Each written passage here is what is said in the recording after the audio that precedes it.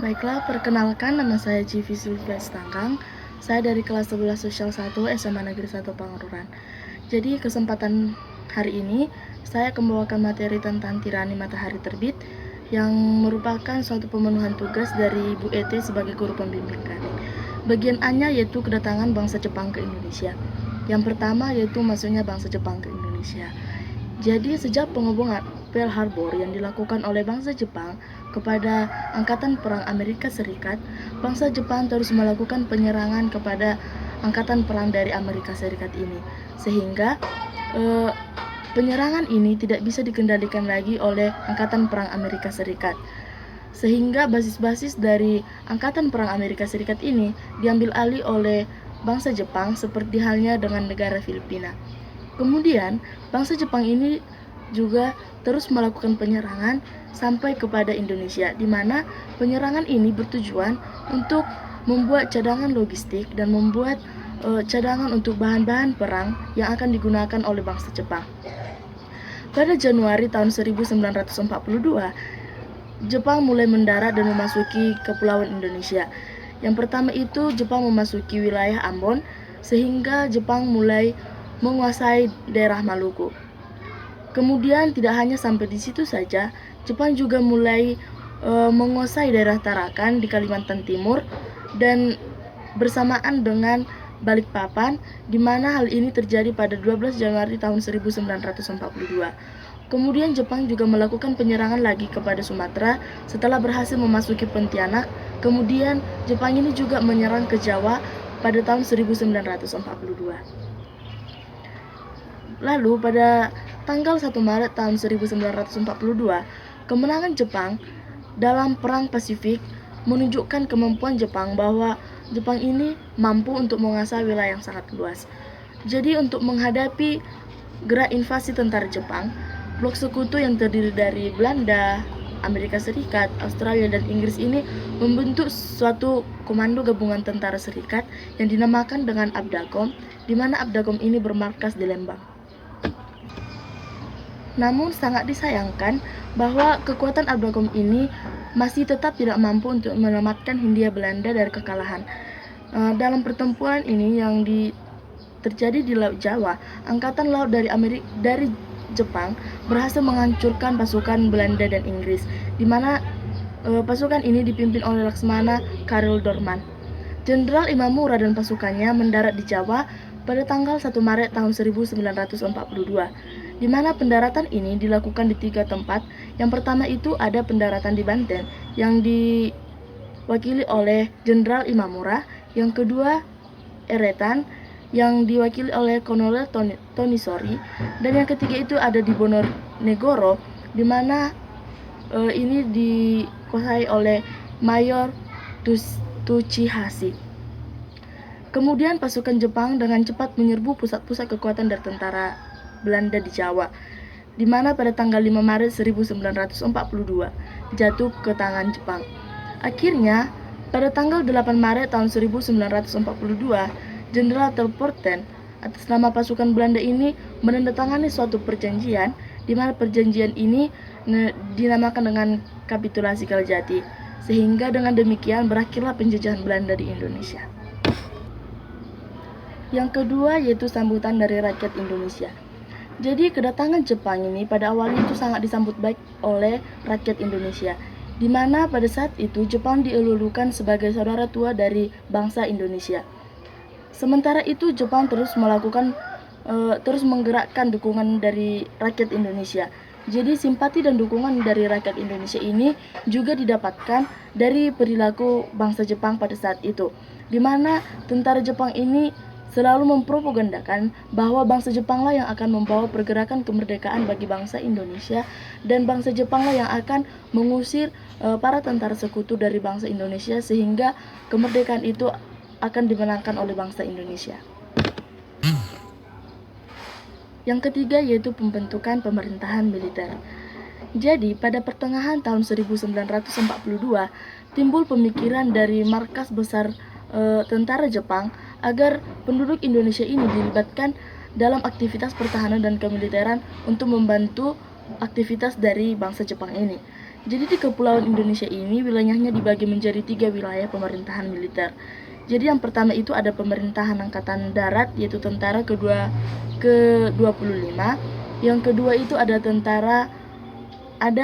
pemerintahan angkatan darat yaitu tentara ke-16, dan yang ketiga ada pemerintahan angkatan militer angkatan laut yaitu armada selatan kedua untuk daerah Kalimantan, Sulawesi dan Maluku. Adapun susunan pemerintahan militer Jepang pada saat itu ada yang pertama itu Gunshirekan atau disebut dengan Panglima Tentara, yang kedua Gunseikan atau Kepala Pemerintahan Militer, dan yang ketiga ada Gunseibu atau disebut sebagai Koordinator Pemerintahan, di mana tugasnya ini untuk memulihkan ketertiban dan keamanan atau semacam gubernur untuk pada masa saat itu. Yang keempat yaitu pemerintahan sipil. Jadi untuk mendukung kelancaran dari pemerintahan pendudukan Jepang yang bersifat militer, Jepang juga mengembangkan pemerintahan sipil, di mana pada bulan Agustus tahun 1942, pemerintahan militer berusaha untuk meningkatkan sistem pemerintahan yang ada di Indonesia, antara lain dengan mengeluarkan Undang-Undang Nomor 27 tentang Pemerintahan Daerah yang kemudian dimantapkan dengan Undang-Undang Nomor 28 tentang Pemerintahan Su serta Tokubetsushi.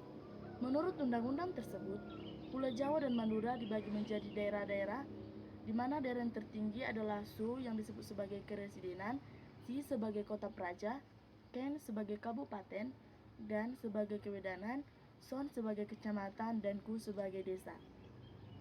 Kemudian bagian yang kedua yaitu organisasi pergerakan pada masa pendudukan Jepang. Banyak organisasi yang dibentuk pada masa pendudukan Jepang di Indonesia, sama seperti organisasi-organisasi sebelumnya, yaitu organisasi yang bersifat semi-militer dan organisasi yang bersifat militer. Jadi yang pertama itu adalah organisasi yang bersifat sosial kemasyarakatan. Jadi organisasi ini membentuk beberapa organisasi lagi atau membentuk gerakan-gerakan seperti halnya yang pertama itu ada gerakan 3A, di mana untuk mendapatkan dukungan dari rakyat Indonesia, Jepang membentuk sebuah perkumpulan yang dinamakan dengan gerakan 3A. Jadi organisasi ini dibentuk pada tanggal 29 Maret tahun 1942. Jadi semboyan dari 3A ini yaitu yang pertama Nippon Cahaya Asia, yang kedua Nippon Pelindung Asia, dan yang ketiga adalah Nippon Pemimpin Asia. Akan tetapi gerakan ini kurang mendapat simpati dari rakyat Indonesia. Yang kedua yaitu Pusat Tenaga Rakyat atau disebut sebagai Putera. Pada bulan Desember tahun 1942, dibentuklah panitia persiapan untuk membentuk suatu organisasi massa yang dimana ini terdapat tokoh-tokoh dari bangsa Indonesia seperti Insinyur Soekarno, Muhammad Hatta, dan Ki Hajar Dewantara. Jadi dibentuklah suatu organisasi yang disebut sebagai Pusat Tenaga yang dibentuk pada tanggal 16 April tahun 1943. Jadi tujuan Putera ini adalah untuk membangun dan menghidupkan kembali segala sesuatu yang dimiliki bangsa Indonesia pada sebelumnya, dan untuk memusatkan segala potensi masyarakat Indonesia untuk mengerahkan supaya bangsa Jepang bisa memenangkan perang dan untuk memenangkan suatu keinginan mereka untuk menguasai bangsa Indonesia. Kemudian dibentuklah Majelis Islam Al-Indonesia, di mana majelis ini dibentuk pada tanggal 4 September 1942, di mana pembentukan dari organisasi ini diharapkan supaya digerakkannya umat-umat Islam di Indonesia untuk menjadi mobilitas bagi perang bangsa Jepang. Kemudian MIAI ini terus mengembangkan diri di tengah-tengah ketidakcocokan dan kebijakan dasar Jepang. MIAI menjadi tempat pertukaran pikiran dan pendapat, di mana untuk membangun kesadaran dari bangsa Indonesia supaya tidak terkungkung dari propaganda-propaganda yang dilakukan oleh bangsa Jepang. Dan otomatis hal ini tidak disetujui dan tidak diinginkan oleh bangsa Jepang, sehingga pada November 1943, organisasi MIAI ini dibubarkan. Kemudian ada juga organisasi Jawa Hokokai, di mana organisasi ini membuat program kegiatan, yaitu yang pertama melaksanakan segala tindakan yaitu melaksanakan kegiatan tindakan yang nyata dan dapat membantu dari bangsa Jepang untuk memenangkan perang. Yang kedua itu, Jawa Hokokai ini juga memiliki pelaksanaan program, yaitu untuk memimpin rakyat supaya mereka mengerahkan segala potensi yang dimiliki dengan tujuan untuk memenangkan perang tersebut, di mana mereka memiliki semangat persaudaraan. Dan yang terakhir itu untuk memperkokoh pembelaan tanah air. Baik, yang kedua yaitu organisasi semi militer. Jadi organisasi semi militer ini memiliki organisasi-organisasi bawahnya, seperti yang pertama organisasi Senendan. Jadi organisasi Senendan ini beranggotakan para pemuda-pemudi Indonesia yang memiliki umur dari 14 tahun sampai 22 tahun. Jadi adapun tujuan dibentuknya organisasi Senendan ini adalah untuk melatih para pemuda agar dapat menjaga dan mempertahankan tanah airnya dengan kekuatan nasionalisme dari diri sendiri. Selain itu ada juga organisasi Keibodan, di mana organisasi ini yaitu organisasi yang beranggotakan usia-usia yang berumur 25 sampai 35 tahun, di mana organisasi pembentukan Keibodan ini dimaksudkan untuk membantu tugas-tugas kepolisian di negara Indonesia. Selain daripada Senendan dan Keibodan, ada juga organisasi Baris Pelopor, di mana pada 1 November tahun 1944 Jepang membentuk organisasi baru, yaitu Barisan Pelopor. Organisasi ini diharapkan untuk membangun kesadaran rakyat sehingga rakyat Indonesia siap untuk membantu Jepang dalam mempertahankan perang yang dilakukan oleh bangsa Jepang. Lalu ada juga organisasi Hizbullah, di mana pada tanggal 15 Desember tahun 1944 berdiri pasukan sukarela pemuda Islam yang dinamakan dengan Hizbullah. Tujuan dari pokok Hizbullah ini adalah yang pertama untuk melatih diri jasmani maupun rohani dengan segiat-giatnya. Yang kedua untuk membantu tentara Dai Nippon. Yang ketiga untuk menjaga bahaya udara dan mengintai mata-mata musuh. Dan yang terakhir untuk menggiatkan dan menguatkan usaha-usaha kepemimpinan perang di masa saat itu. Kemudian tadi ada organisasi yang bersifat sosial masyarakat, yang kedua organisasi semi militer, dan yang ketiga itu ada organisasi militer. Jadi organisasi militer ini juga memiliki organisasi-organisasi seperti halnya dengan Heiho, di mana Heiho ini adalah prajurit Indonesia yang langsung ditempatkan di dalam organisasi, di mana organisasi ini ditempatkan di organisasi militer Jepang, baik di Angkatan Darat maupun Angkatan Laut. Selain itu ada juga PETA, di mana organisasi ini adalah organisasi yang pemimpinnya langsung diambil dari bangsa Indonesia itu sendiri. Ekonomi perang, yang perlu kita ketahui dari ekonomi perang ini yaitu diawali dengan adanya kebijakan self-help, di mana hasil perekonomian dari bangsa Indonesia ini dijadikan Jepang menjadi modal untuk memenuhi kebutuhan pemerintahan bangsa Jepang. Dan perekonomian pada saat itu semakin merosot. Hal ini dipicu karena bangsa Jepang memperhentikan atau memutus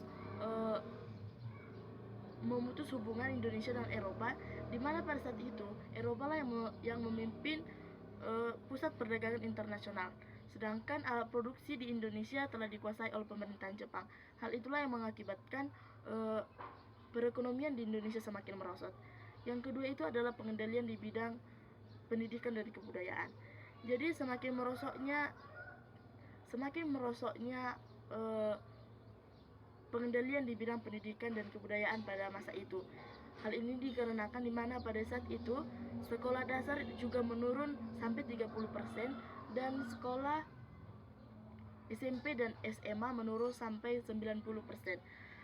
Jadi hal ini mengurangi kebudayaan Indonesia, di mana pada saat itu pemerintahan Jepang juga membuat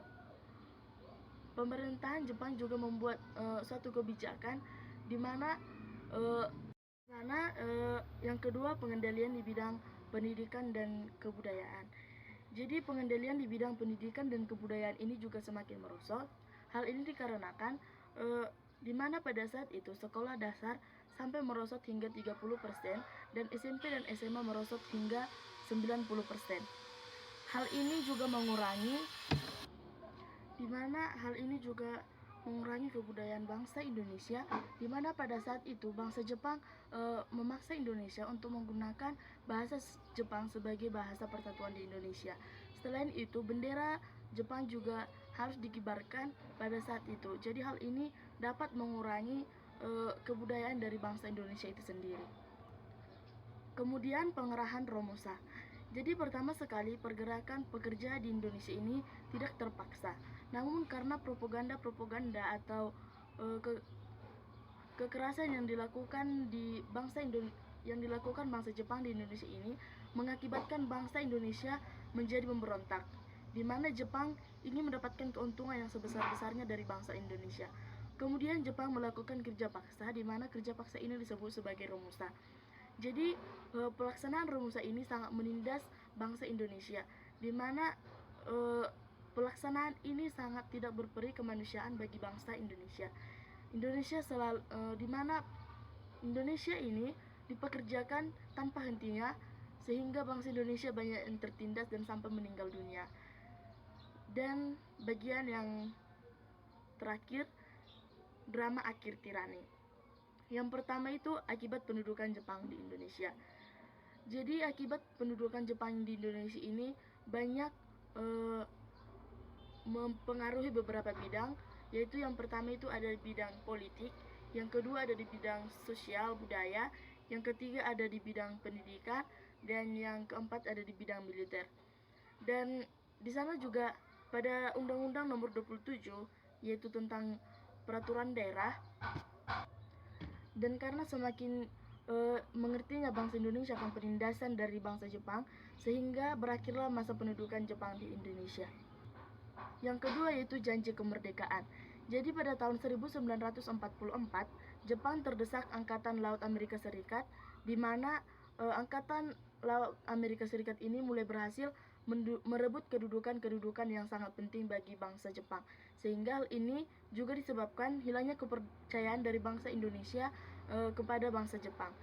Kemudian Letnan Jenderal Kaimaki Chiharada mengumumkan dibentuknya BPUPKI pada 1 Maret. Jadi sidang dari BPUPKI ini dilakukan secara 2 tahap, yaitu di mana tahap pertama berlangsung pada tanggal 29 Mei sampai tanggal 1 Juni tahun 1945. Pada sidang ini merumuskan dasar negara Indonesia atau Pancasila. Selanjutnya, sebelum berakhirnya sidang pertama dari BPUPKI ini, dibentuklah Panitia 9 dan dirumuskanlah maksud dan tujuan dari bangsa Indonesia yang disebut sebagai Piagam Jakarta.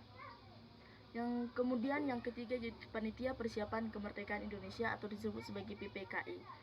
Jadi BPUPKI ini kemudian dibubarkan dan dibentuklah PPKI pada 7 Agustus tahun 1945.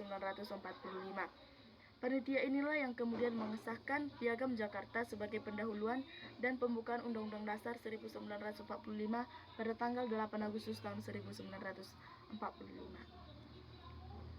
Jadi demikianlah hasil pemaparan saya tentang tirani matahari terbit. Semoga bermanfaat bagi kita semua. Jika ada kesalahan, saya sendiri meminta maaf atas kesalahan tersebut. Terima kasih.